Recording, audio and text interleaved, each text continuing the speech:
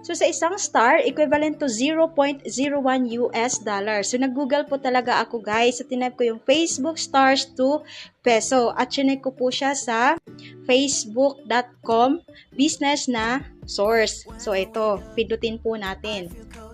Ayan. So, dito, makikita nyo po, guys, for every star you receive, we will pay you 0.01 US dollar. So, nag-search ako ng isang content creator. Itong si Mikay Ortiz Bularon. So, i-check po natin yung latest live video niya kung magkano yung kinita niya. So, ito, 37,000 stars. So, ang laki, guys. Isang live video pa lang niya, meron na siyang 37,000 stars. So, ang palitan ngayon ng US dollar to Philippine peso is 56.67. So, meron siyang 37,000 stars. I-multiply po natin yan ng 0.01. So, meron po siyang 370 US dollar